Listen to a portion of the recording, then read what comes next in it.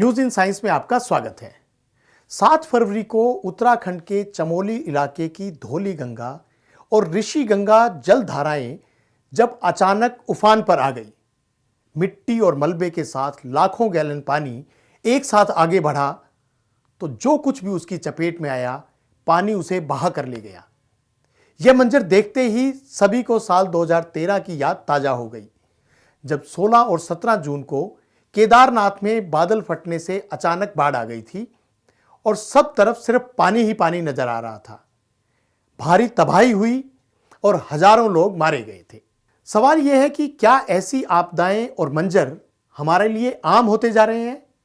क्योंकि लगातार अध्ययनों से यह सामने आता जा रहा है कि मानवीय गतिविधियों और धरती के बढ़ते तापमान के कारण ग्लेशियर तेजी से पिघल रहे हैं, जिससे उन क्षेत्रों में कृत्रिम झीलें बन जाती है और फिर उनके अचानक फट जाने से इस तरह की बाढ़ के हालात बनते हैं, जिससे जान माल और पर्यावरण दोनों को खतरा होता है।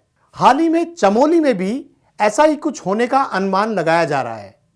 वास्तव में इस क्षेत्र में कई सारे ग्लेशियर हैं और उस क्षेत्र में एक लटकते हुए ग्लेशियर का एक बड़ा हिस्सा ढह गया, जिसकी वजह से भूस्खलन हुआ और मलबे और पानी के तेज बहाव ने बाढ़ की शक्ल ले ली और तबाही मचा दी। यहां आपको बता दें कि पहाड़ों की चोटियों पर जमा बर्फ की चट्टानों को ग्लेशियर कहा जाता है, जिनसे रिसकर निकलने वाला पानी नदियों को ताजा जल उपलब्ध कराता है। वैसे आमतौर पर यह घटनाएं मानसून या गर्मियों के दौरान देखी गई है, लेकिन सर्दियों में ग्लेशियर का टूटना कई तरह की चिंताओं को जन्म दे रहा है। पिछले कुछ सालों में आई कई रिसर्च रिपोर्ट के मुताबिक 21वीं सदी यानी मौजूदा वक्त में हिमालय के ग्लेशियरों की पिघलने की रफ्तार पहले के 25 साल के मुकाबले दोगुनी हो गई है, जिसकी वजह से पहाड़ों से सटे ग्लेशियर पर बर्फ की परत पिघल रही है।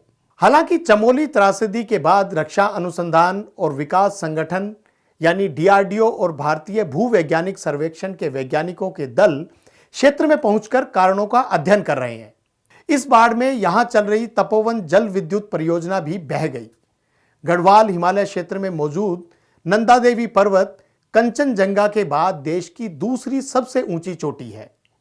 यहां मौजूद ग्लेशियर धौली गंगा और ऋषि गंगा जैसी कई नदियों का जल स्रोत है, लेकिन सर्दियों में इस तरह से ग्लेशियर का टूटना काफी खतरनाक है और इसे नजरअंदाज नहीं किया जा सकता। आप इस तरह की घटनाओं के बारे में क्या सोचते हैं? हमें कमेंट बॉक्स में जरूर लिखें और अपने विचार हमसे साझा करें। देखते रहिए न्यूज इनसाइट।